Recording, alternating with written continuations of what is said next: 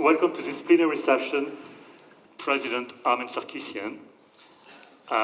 President Sարգsyan comes to us wearing two hats.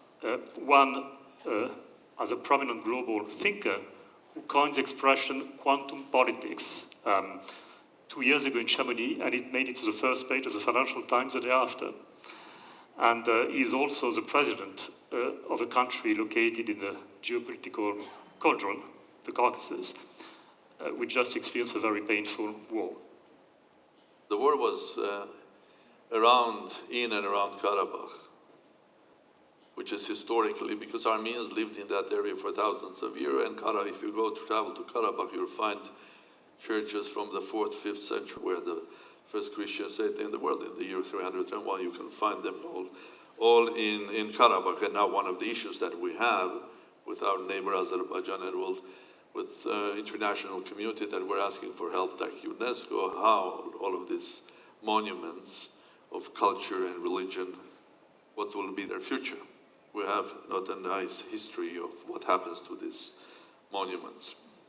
But let me go back. The origin of the conflict, I think, of the current conflict, it takes us back 100 years, where dark genius, Comrade Stalin, who was given the task of designing national issues in former Soviet Union, he was designing them, quoting his ideas, divide and rule.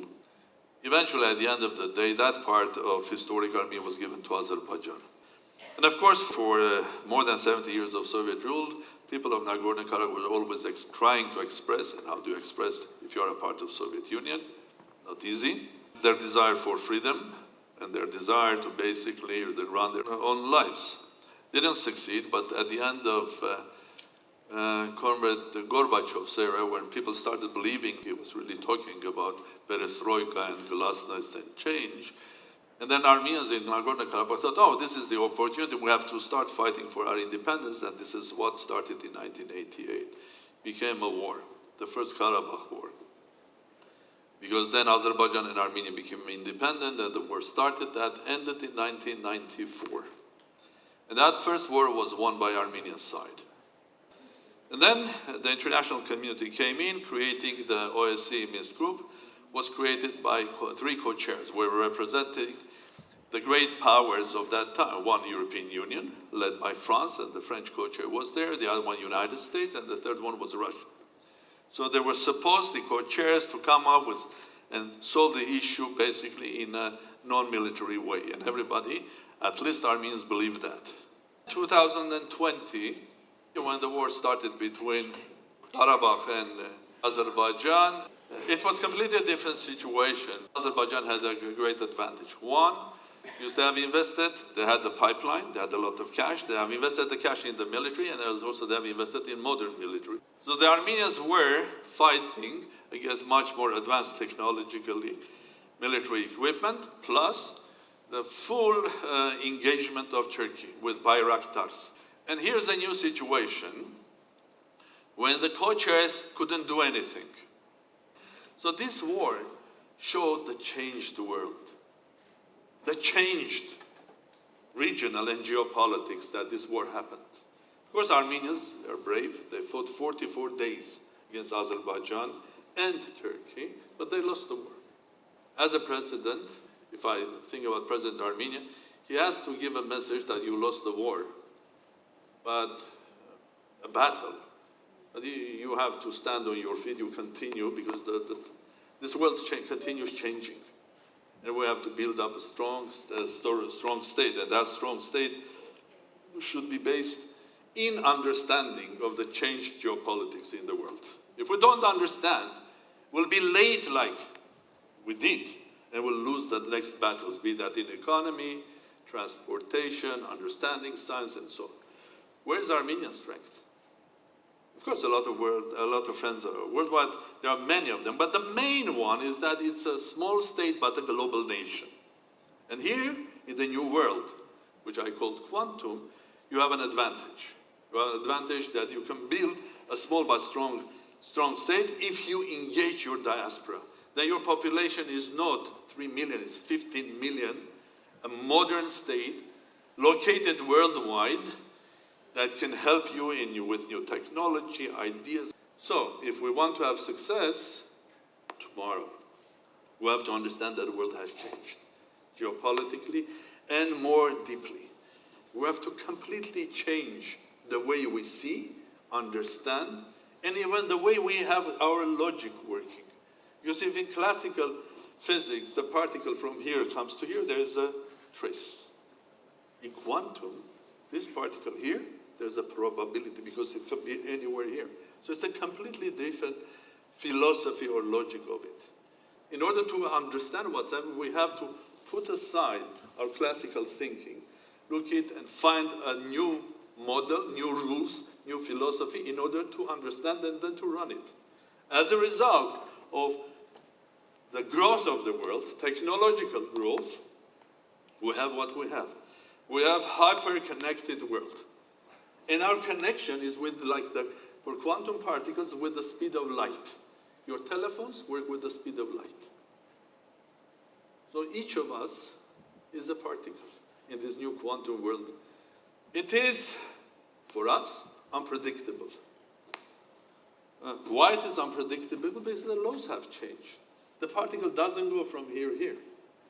There is a probability to be anywhere. So our thinking is wrong. We have to start changing ourselves. There are several important categories that we are living. For example, one of them I would say I would call it asymmetry. Because if you take how the wars are run now, it's not only the drones, it's the cyber war. And that cyber war is asymmetric. There is no symmetry, geopolitical symmetry, that the war could be between states. Individual contribution to that, because of the world that we're living, is going to be asymmetric in size and effect. Interaction. That brings us also to democracy. Classically, democracy, every 5 years, we go, we vote. The whole democracy becomes a democracy of electoral day. In many countries, including my own country, democracy doesn't have at all checks and balances. It goes even further.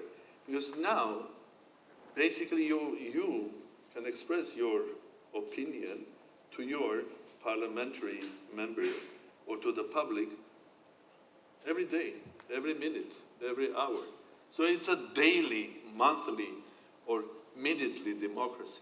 And we have to find a form in this world that individuals can express their idea today, whatever the president, prime minister, minister, or an MP is saying, to find a formula how this opinion can be taken into account properly and positively. Small remark about COVID. I do think the world has changed not because of COVID. The world was in a process of a change. That's why COVID happened the way it happened. The same virus 50 years ago would have been different for the world. Even 30 years ago would have been different.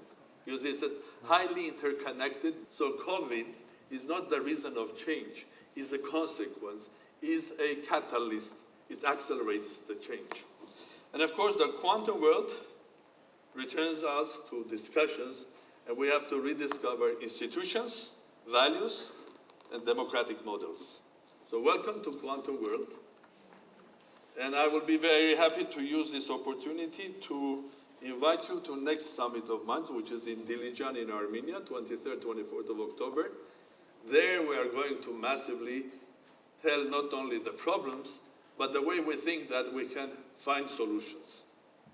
So thank you very much. Thank you.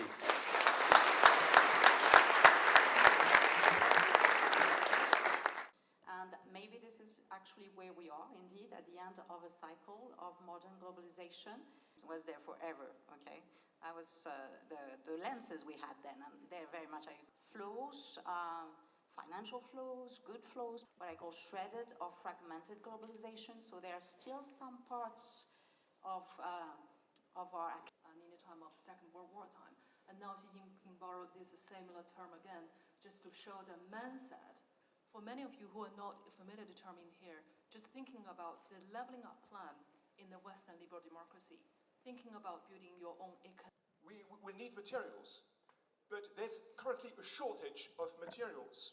Disorganized in 2022, So we should take a few containers on board because the price. So we are here at the Summit of Mind, and the Summit of Mind it's a summit we created now almost 9 years ago, and the idea is to mix insight with wellness. In other words, learn about the world around you, but learn about yourself and how to manage a better life.